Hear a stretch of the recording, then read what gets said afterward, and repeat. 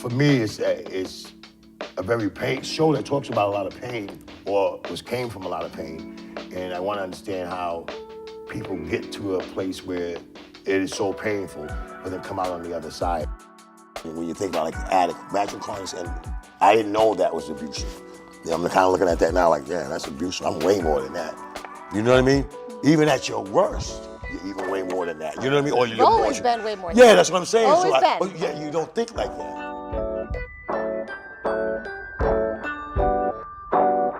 Welcome to Real Talk TV. I'm your host, Darryl Buchanan. First of all, I'd like to thank you guys for liking the show, sharing the show, but please do me a favor and subscribe to the channel. Today I have a very good show for you. I have someone here who's very special to me, and obviously special to the whole community, especially those in Lowell.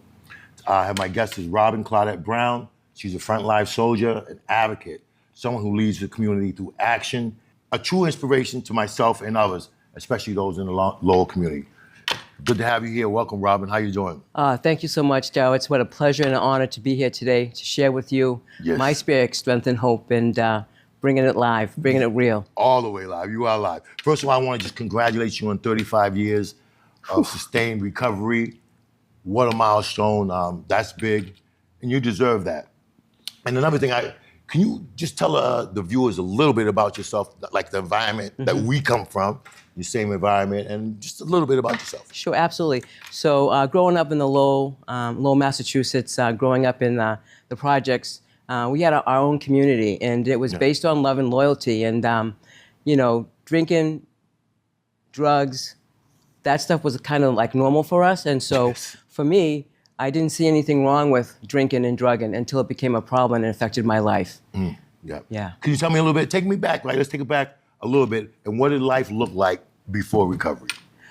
Life before recovery. Wow, man, you gotta bring me back there. We gotta go back. Life before recovery. Let me just say this. When my mom died on Christmas Eve, my life, I felt like ended. I really picked up drinking and drugs when my mom died on Christmas Eve in 1983.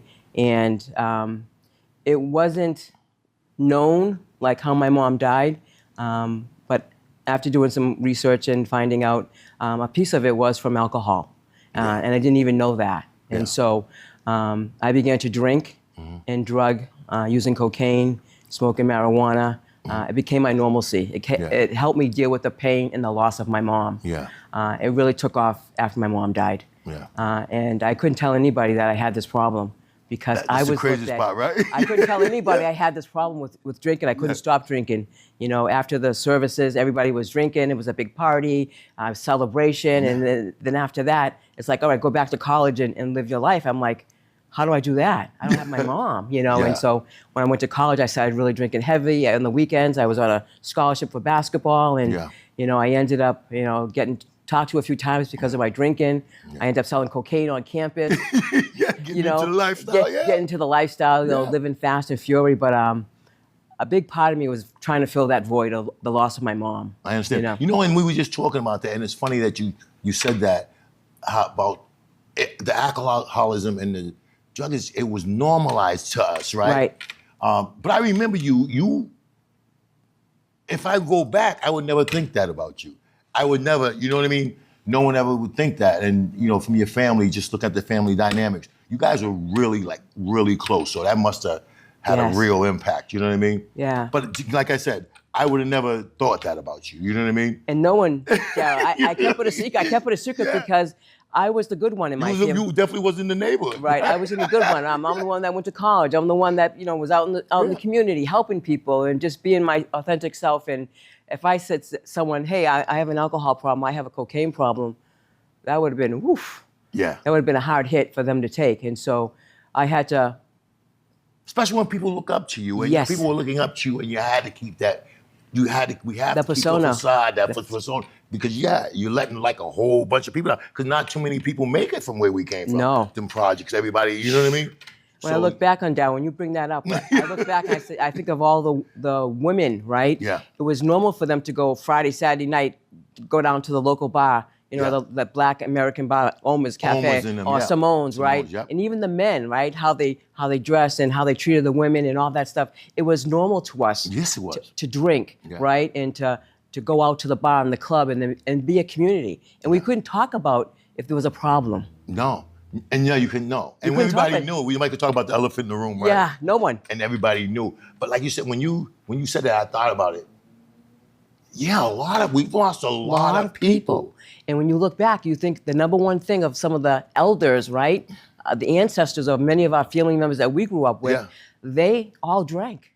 A lot. A lot. You know, I'm not talking like, Mom, too. yeah, right? I would come home, I'm like, what? What? What's going But on? I didn't know it. And it was like, okay, I can go outside and hang out as long as I want. Right. Because Yeah. they're doing their thing. They're doing their thing, right? Yeah. Let me ask you something. When was the point that you reached in that you came to a place where you says, I can't live like this anymore? And then I'll never forget it. I was coming out of Laconia Bar. I was good looking old Laconias. good at Laconia Bar. I was after hours. I was looking for an after hour, Yeah. and I was in that walkway, Yeah. that canal right there, and me and this other guy named LH. This guy said, "Hey, you guys want this? You want that?" And I said, "Absolutely." He goes, "We're gonna rob him. We're gonna rob him." And I'm like, "What? No. That's not your thing. That's not my thing, man. No. I can't go to jail. No. I can't rob people." He said, "I'm taking it all." And so the guy came to us. He hit him so hard, the guy fell over the bench. And I'm like, "Oh no, I got to get out of here." So I took off down the alleyway. And true That's story, I definitely said not you, after that, I was like, I got to do something about this, because hanging out at Laconia, hanging out at the Cosmopolitan Cafe, the Cosmo, Yeah, the Cosmo, right? yeah. So all these bars that I was hanging in, if I was to go home and tell my mother or my uncle or my aunts I was hanging out at the Cosmo in Laconia, it would have been a done deal. Yeah. But I had to hide all that. Everything was a secret, It is, right? yeah. It was a secret. And so, funny story, 5 years moving forward, I ended up in that office for 11 years working for Lowell House. Yeah. Looking out that 100%. window. Right there. Looking out that window. Every day I had a reminder That's the of soap my program? last. That was a soap program. You're right. Structured- That's right there. The benches and Yeah. Too. It's a structured outpatient addiction program. I ended up working there for 11 years, giving back to the community. And it was right outside that window. But that was my last. That was my last get high, my last drunk, and Situation that kind of situation- changed life, right? changed my life. Totally stuff. changed my life. Let me ask you another question. What were some of the barriers you faced in early recovery? Oof, being a black woman. Okay. Being a black woman. Let's talk about that. I got some stuff I want to talk about that. So, What is that? Go ahead. you ever hear the token black, right? Yeah. Token black, right? So I was looked at as a token black person in my community. So when you first started recovery, that was a long time. 30. I was Wow. a token black woman in recovery. Okay. And so I had a label and a stigma placed upon me. I felt that I had to uphold being a black woman in recovery, coming from the projects, and I had to make it. I had to make it. For everybody, not For just everybody, for you. not just for me, for my community, for other black women, and I Because there was no. no role models. I was had my- become my own role model, Darryl. That My was the own. question too. Yeah. That was I had to become my own role model. So my standards were up here already. And so being the only black woman at that time in recovery in a white community, all these people are happy, joyous, and free. Here I am, this little skinny black woman, and I go into the meetings, right, and trying to fit in and trying to be, sober and trying to live my life and change my life. But I had nobody. I had nobody to look up to. And so I became the token black woman.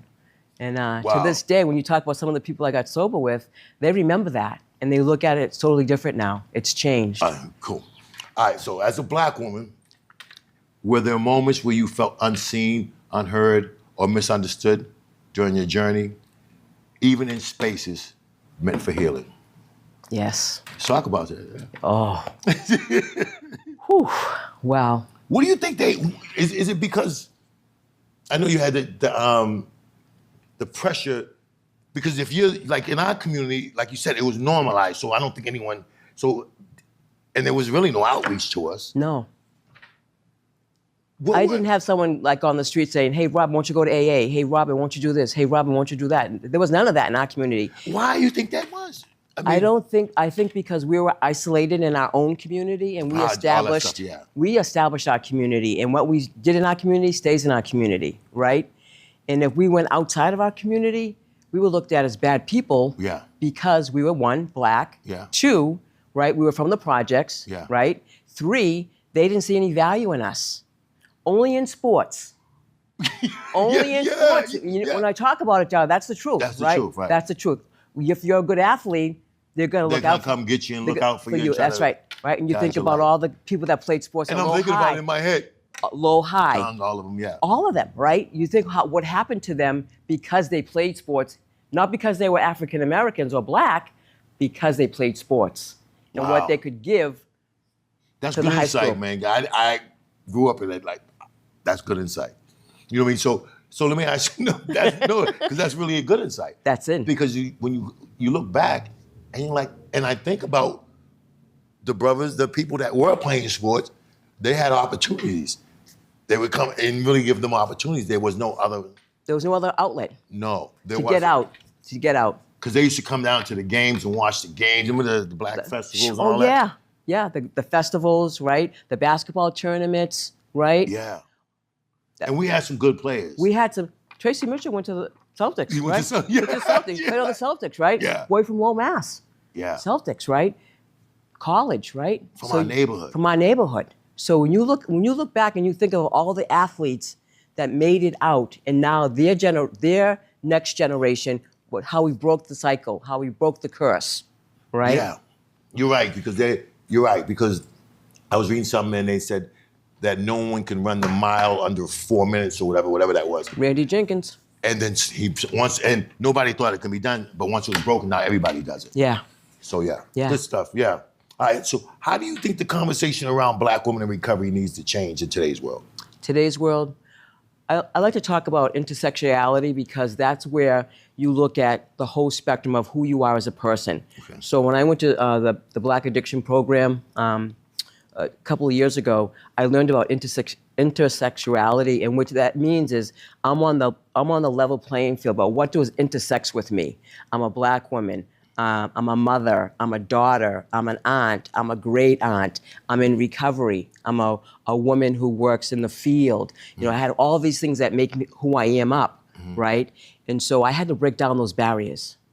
I had to show all those areas? all those areas. I had to be a woman of strength, courage, not fold when the going got tough, when people were challenging me like, what makes you so special? Well, what makes me special is I'm bringing something to you that you have no knowledge of. Yeah. As a black woman, you don't know what it is like to be in my shoes. How can you tell me how to do something when you're looking at it from a white privilege standpoint? I'm an African-American woman coming from the projects, Wow. right? Yeah. And so when I did that whole white privilege thing, I did the walk, Yeah. I was ahead. I was ahead. And they were behind. So that opened my eyes up to a lot of, what I'm going to have to do moving forward as a black woman, and honor who I am. Yeah. Because so many times they told me, oh, you're never going to make it. You're never going to do this. You're never going to be that because you're black and you come from the projects. And that's all you're going to be, huh? And that's all I'm going to be. I said, okay, how I am is that I'm going to show you. I'm not going to talk to you. I'm not going to argue with you. I'm just going to show you. I'm going to show you who I am as a person, my character, my tenaciousness, my courage, my passion. I don't work a day in my life because I love what I do. I love helping people. I love helping people. I'm passionate. And that's you, 100. I know that you've helped me many times. Anytime that I had anything going on, you opened some doors for me. I end up closing them, but you opened them for me. The door's always open. But I'm saying, but you opened them for me. Yeah. And you said something, and you're right. As you said that about, being black in recovery, being black, trying to get services. You're right. Well, I talked to you about it. I was just at the State House, and with the organization called More, they asked me to go and speak on racial justice. And when I studied it up, because we were talking about overdose prevention centers. So when I did my research, I was like, whoa, right? Because I just thought it was for everybody. No. And it was a thing where, what I spoke about was when the crack epidemic came, how they criminalized us, put the punishment, the 3 strikes, and all that. And then when the OxyContin period, they medicalized it, opened up harm reduction. All the stuff we got now is because it happened in the white community. Absolutely. So now that the overdose rate is higher in the black community, in any community, they're still debating whether to have an overdose prevention center as harm reduction. What do you think about that as a harm reduction tool? I love harm reduction.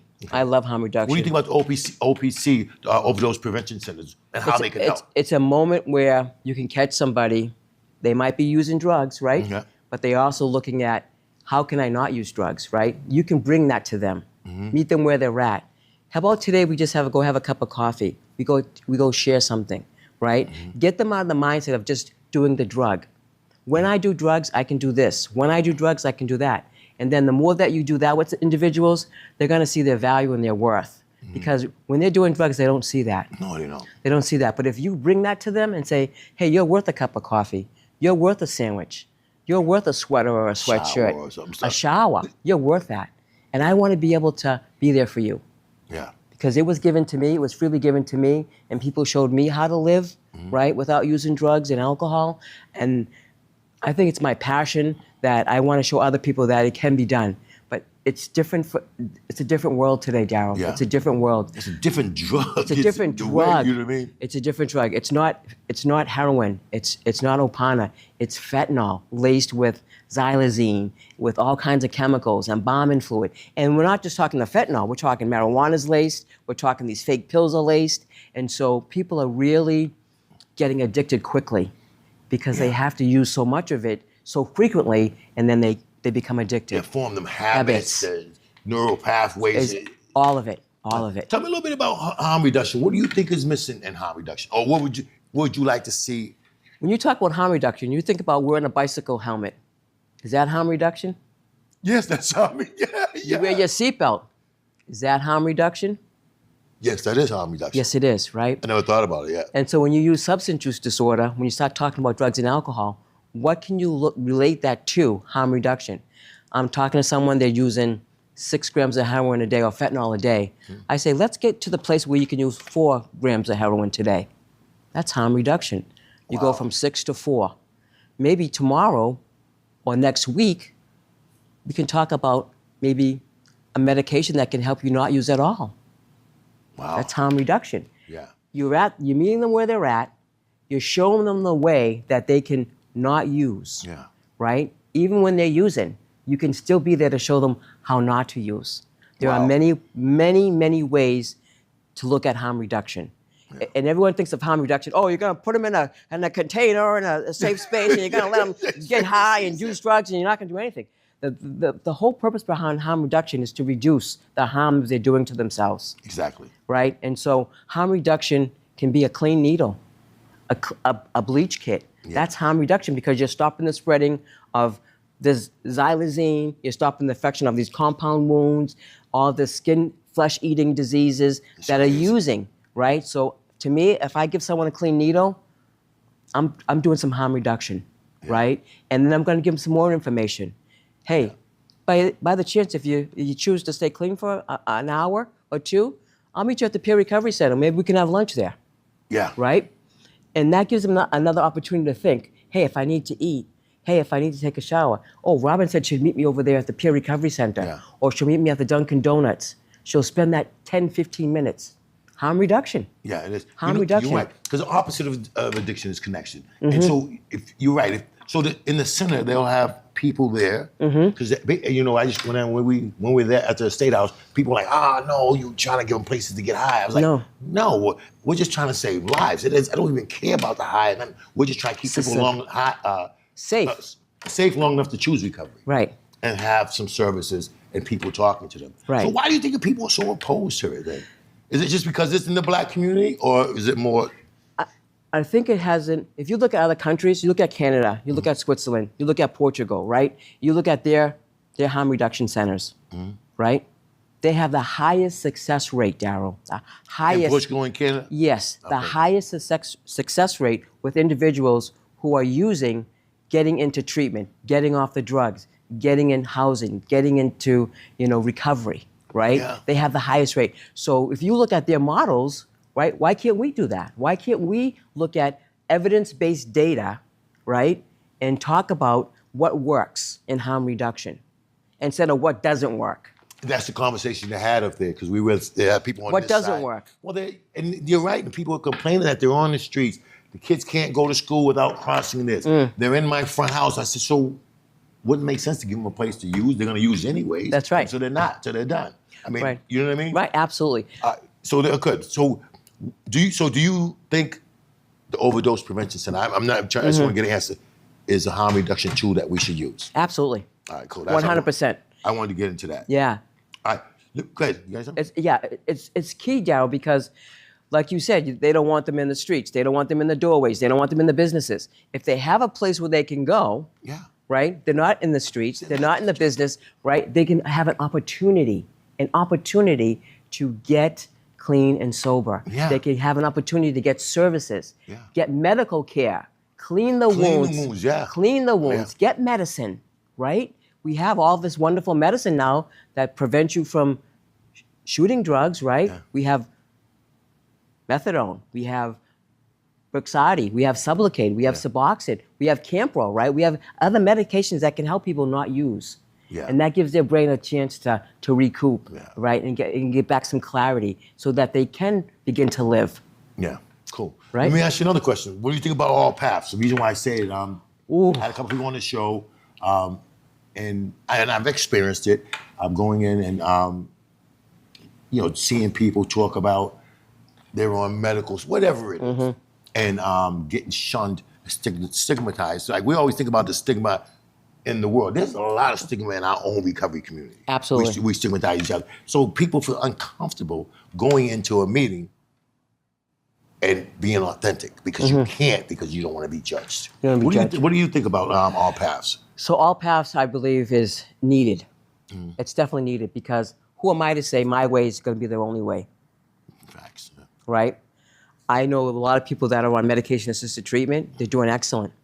It's not a lifelong sentence when you get on medication-assisted Yeah. treatment. I know some people that use faith-based, Yeah. right? They use the church, right? Yeah.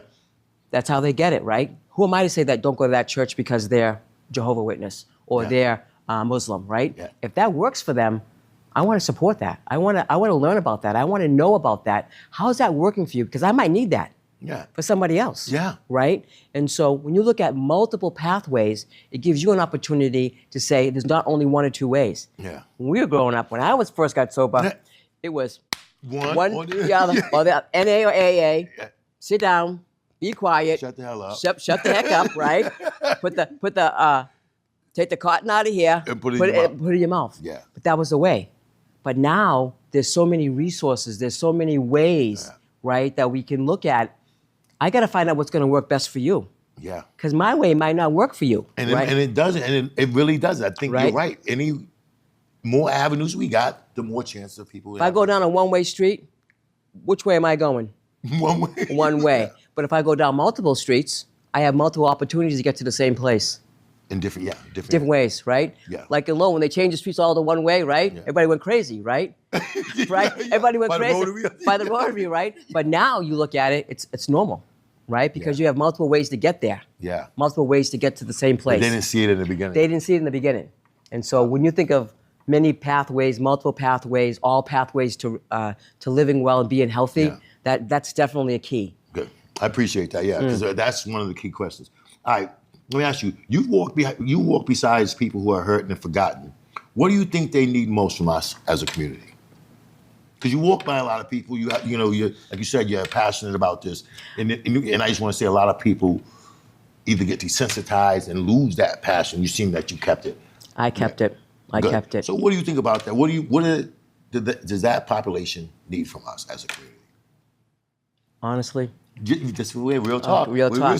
Real talk. Real talk. Love, compassion, empathy, just that connection, that eye connection, looking into their eyes, looking into their soul and Don't see saying, people as trash. No. Or no good. no, they're human too. The humanity, they're human.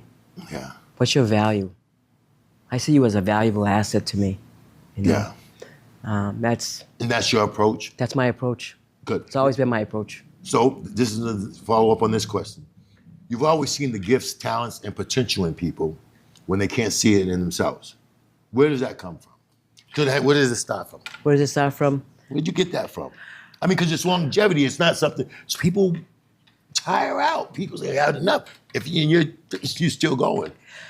I People believe know it's that about you, so you know what I yeah. mean? So I would have to definitely say it's my spirituality. I'm not saying my religion. I do believe in God, but my spirituality, my spirit is full, because I've had many teachings from shaman, Native American, holistic healers, Shambhala, African. You drink for all the cups, right? And it's- All of I do whatever was gonna make me feel good. I learned about cleansing my home and cleansing my soul, right? And so I practice these things ongoing because it keeps me like this, and it keeps me open yeah. to new avenues, Yeah. to new avenues. And my vibration is said different, my man. vibration, here we go. My vibration is very different now.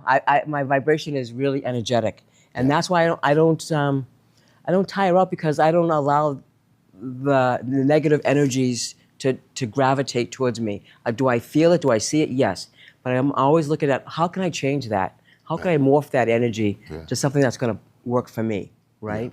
And you have to. I think you have to see people, because when you work in the field, I know you start seeing people how the majority in your field see them. So you got to keep your My individual's energies. perspective and your separate, right? So you can, if not, you'll fall victim. You will. And You'll people get say, Robin, how tired. you been doing this for how long, Robin? I said, Yeah. I always say today. I always say today. You say just today. Just today I'm doing it. Yeah. And see how other people's perspectives. Yeah. Like, isn't it time? Basically, they're saying, isn't it time to retire? No. And No, just today I'm doing it. Just today. That's a healthy perspective. Good.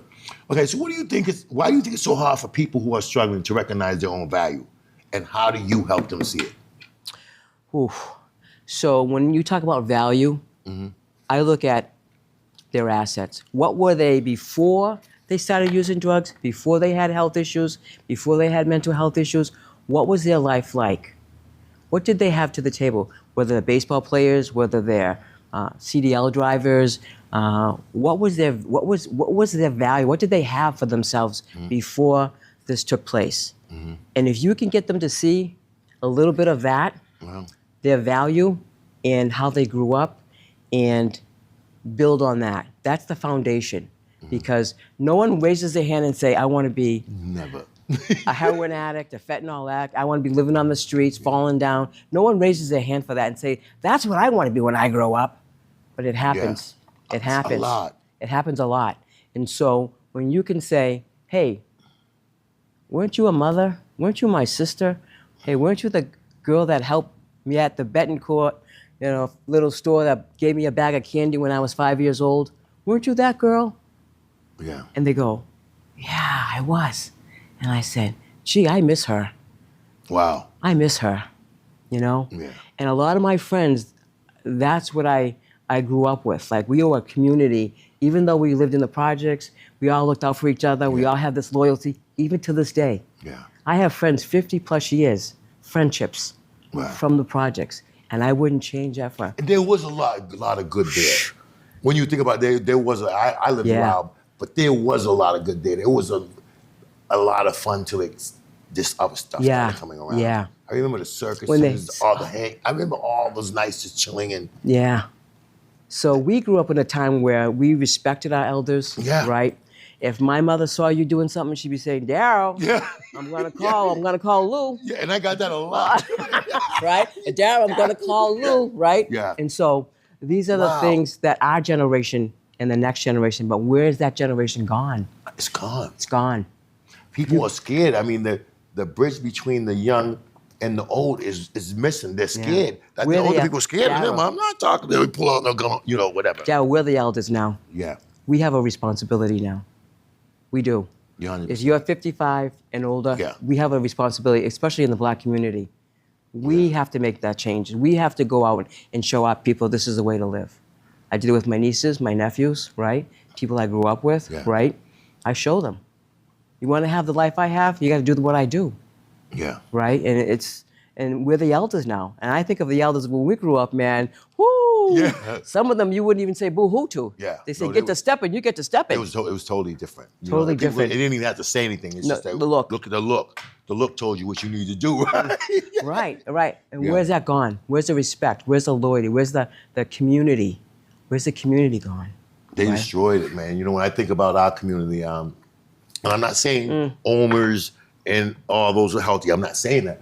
but they removed anything. They removed the arcades that we used to go to. Rialto Lane, Rolling Lane. Rialto, all that stuff, the movie theater. Yeah. Why would you move these beautiful things, that places that where you went as families or Yeah, as a community. Wake up, it was all gone. Growing up, working for CETA, right? Going to Espresso Peter, going to Rialto. All these things we had. I don't know how did they was able to do that. Eminent domain. Money. Wow, I'm just like, and we didn't have power to say, hey, we want that. Yeah, we didn't have the power to do it. Because they kept us divided. They kept us isolated in certain areas. You look at the black community, how many people... Kept the liquor stores there, though. The liquor stores, absolutely, absolutely. Lowell had more bars and more liquor stores than any other city in Massachusetts. Wow, for real? Yeah, for real. True story. Wow. I looked it up when I did a paper for one of my presentations. Yeah? Yeah. More bars per square mile. Wow. No, there was a lot. Of course, everybody's club.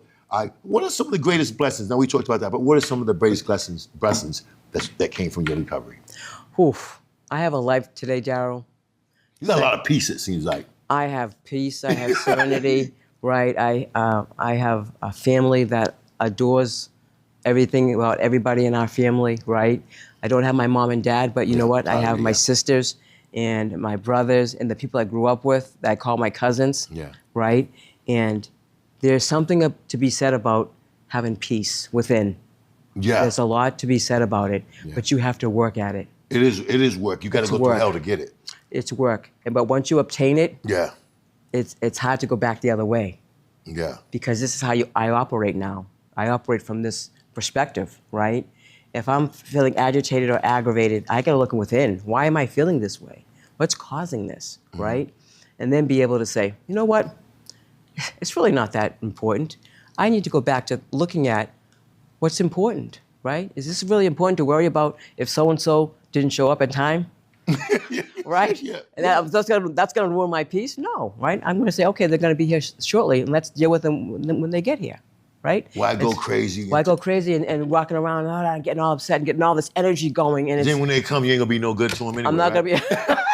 gonna be. I'm gonna be a wet noodle because I'm gonna be upset. So keeping my peace is very important to me. I do things on a ritual basis, like certain times of the year. I go to certain places. I have certain books I read. Trips. Yeah. Going to the forest, out in nature, the ocean, right? Yeah. All these places are energized naturally, and they make you feel good. And you just make sure you go there. I make sure I go there. I make sure. I make it a point. And now I got my families all into. I wouldn't say it's spread. It's spread. They love the ocean. They like to travel, so they're starting to see that's peaceful, right? You can sit on the beach. All of us sit on the beach and just sit there and look at the ocean, and ready to fall asleep, right? Yeah. There's no drama. There's no craziness, but it's just nice, natural energy flowing, and it relaxes you. It's beautiful. So that's one of the. All right. Let me ask you another question. What do you think? Well, actually, it's going to be two.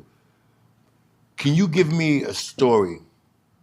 I don't know if it's the one you told me about, but of someone that you see, a success story that you hold and you embrace, that you're proud of, to be a part of. Yeah. That's probably many, but I'm just saying, what is one that you like? All right, I'll give you two. I'll give you two. I'll give you two.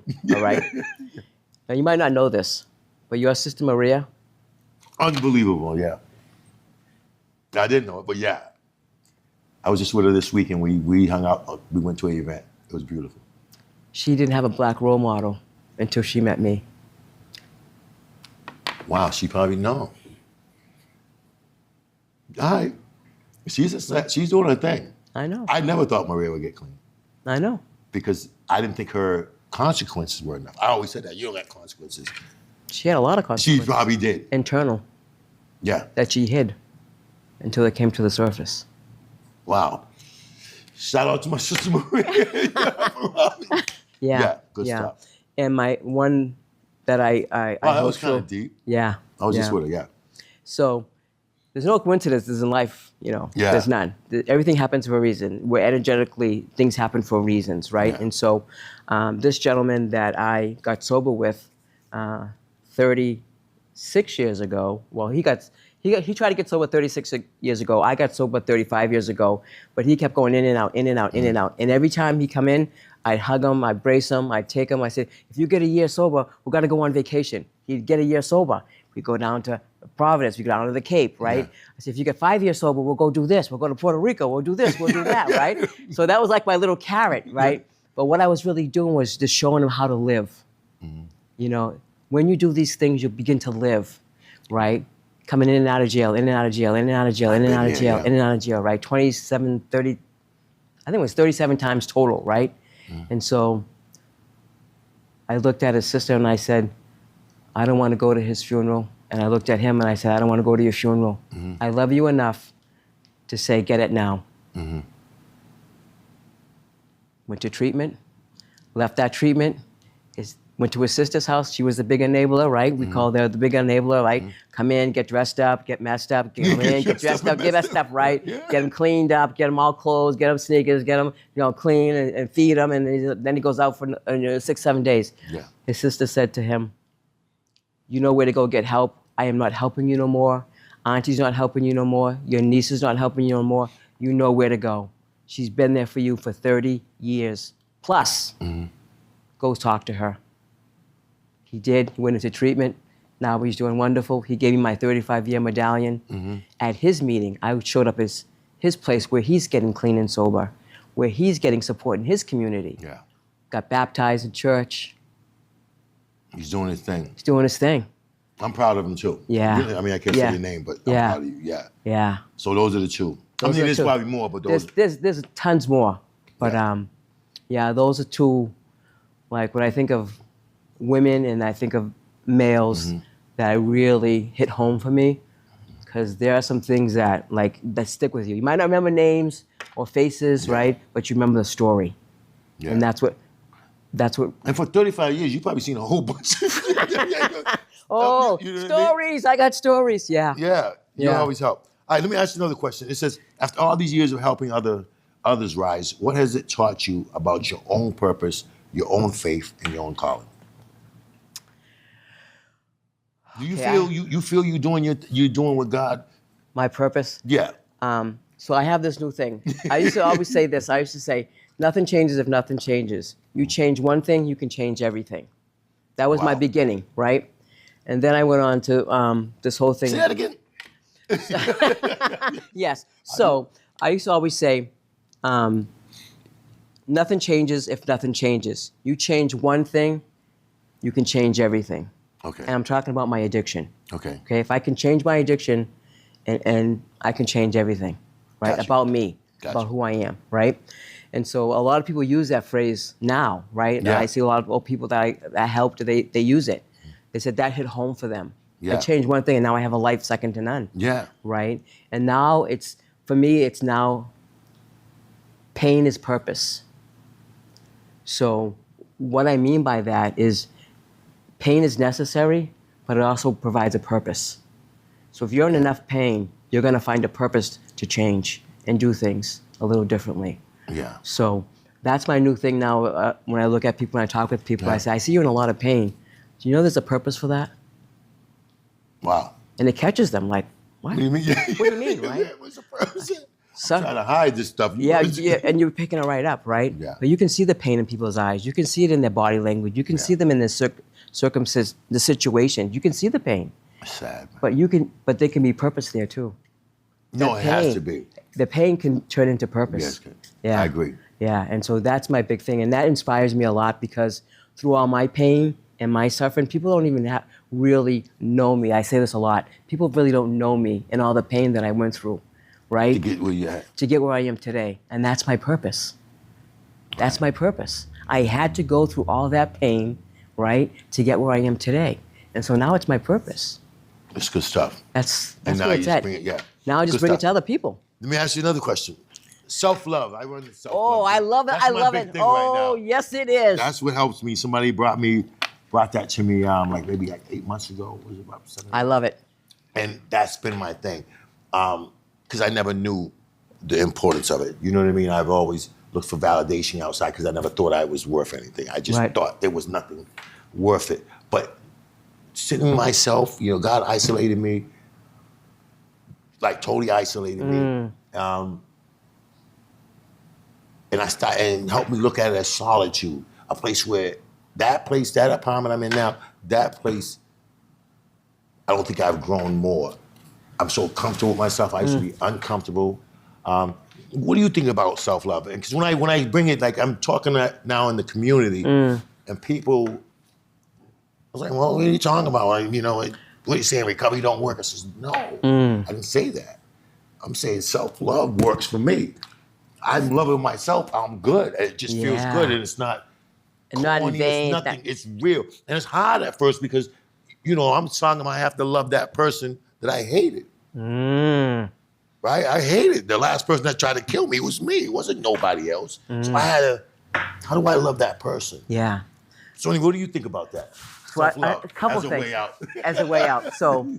It's a way in. A way in. I always gotta say that, a way in. For me, it's a way in. Yeah. So for me, self-love is about really, how do I value myself, right? Yeah. How can I pour into you and I'm not pouring into me?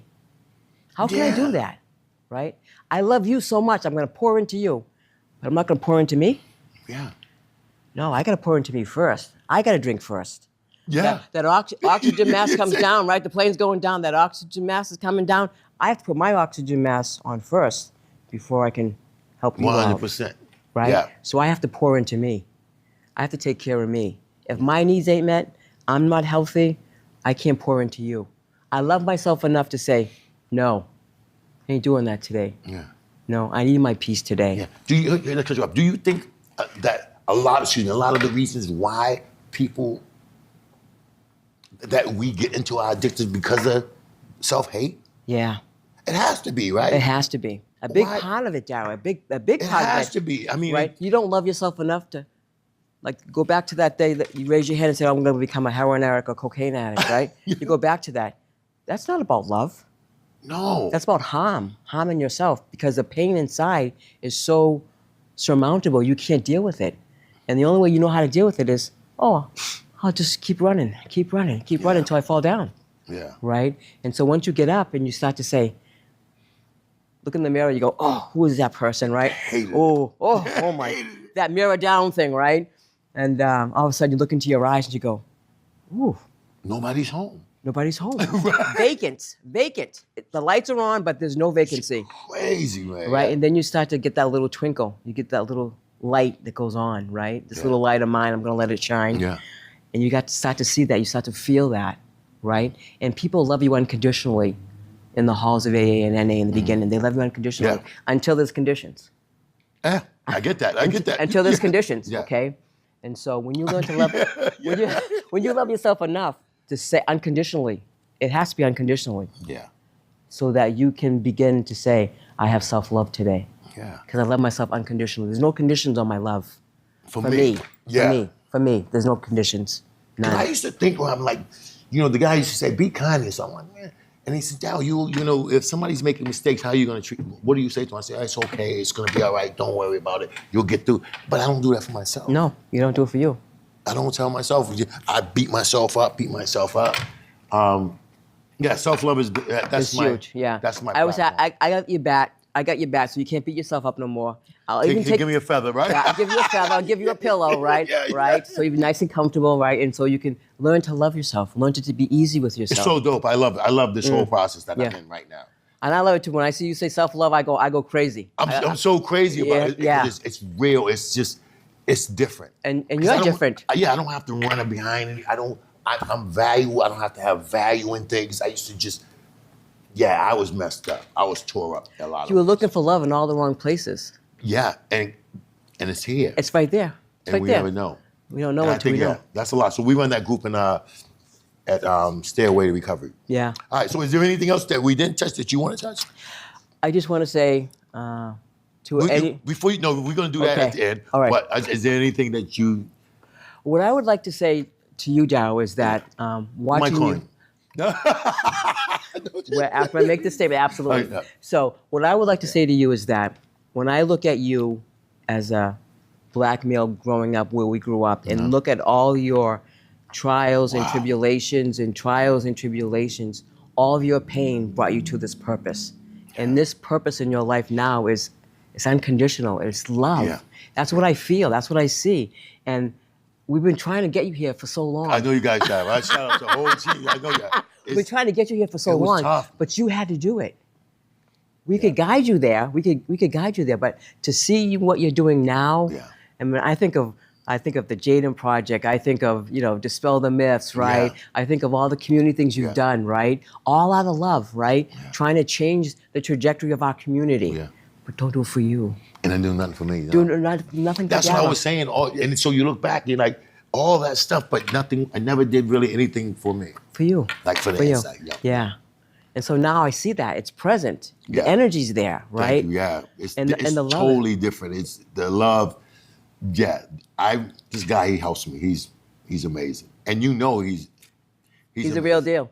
Well, he's different. He's big guy. He's just the energy, his love for people is genuine. His walk is real slow. Purposeful.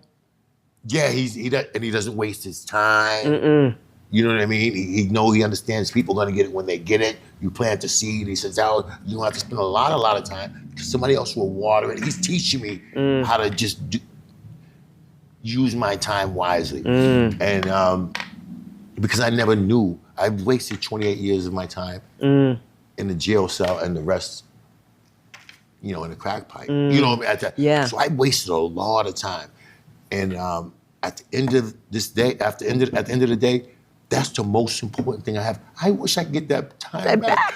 I'm like, look up, I'm an elder. Right? You're an elder. You're an elder. You wake up and you're like, wow, I squandered the most important thing, man. Yeah. So all those memories, all those ties with my family, like, we're not close because I wasn't present. Right? So trying to rebuild all those relationships now, it's tough, Rob. You go back, and because now people are used to the old version. And I'm like, I'm not that, and you're trying to be and stay in this new version and on this higher frequency, but people still deal with you as that guy or that person. Right. So it's tough. It's all a learning curve. Just be your authentic self, man. That's all you're I can enough. be. You're Yeah, enough. That's all I can be. There's some situations that come up and I said, I can't do it. And I'm like, what do you mean you can't? I just can't do it. And my no is okay today. Before, I should say no, and I'll convince myself that I have to go do it. Yeah. You know what I mean? Yeah, absolutely. That was good. No, I appreciate you. So what I wanted to do is, we can do the coin later if you want, but, if somebody's sick and suffering, Robin, or whatever you want to say, a message, this is your message to the public, whatever you want to say, you're welcome to use this time. Love is real, life is real, and you are enough. Simple as that. That's good stuff. And what I wanted to do, so we're going to put the resources up after. I'm going to say hi to Sally. How you doing? You know what I'm saying? I don't want to go, like, you ain't going to see. You want to shout out to her, you good. Yeah. But hi, Sally, how you doing? She was there for me, too, at the Boys Club. We did Don't Believe the Hype. I appreciate that. And I want to come back with some self-love, so Absolutely. every one day, you know what I mean? Absolutely. The center's going to be huge. Over 300 teens at the Boys and Girls Club. So you can do some great work there. All right. I appreciate it. And thank you. Thank you guys for watching and viewing the show. I'd like to say thanks to Robin again and congratulations for 35 years. Hold on. Yes. 35 years. 35-year coin, yeah. That's what I want to give to you. Thank you, Robin. That you may achieve this someday. And I Hold on accept to it. that. I accept it. I thank Unconditional. you. Thank you very much. All right. 35 years. This is her work. She passed on. To thy own self be true. 35 years. Huh? 35 years. Congratulations. Thank you. And you come to the show anytime. If you have anything you ever want to come through. Yeah. Hit me I would up. like to do something special on women. Let me know whenever you want. Just hit me up and let me know. In the new year, I want to bring some women that really are inspired, that were inspired by me, and that are now doing the work in the communities. There's a lot of them. So let me know. We're up for. There's nothing in December, so if you get me next Holiday? week or so, All right. we'll put a December date, and we'll get them in there. All right. I appreciate you. I love you. I love you too. I love the show, man. Thank you, Real guys. talk. And, yeah, Real real talk. talk to you. And as always, I like to say I love you to Taisha, Jaden, Darryl, and Zayla. Zayla. Peace. Yeah. Your children, beautiful. Good, Garrett. Yeah. Beautiful. Nice show, man. We're gonna take some pictures now. Nice one, huh?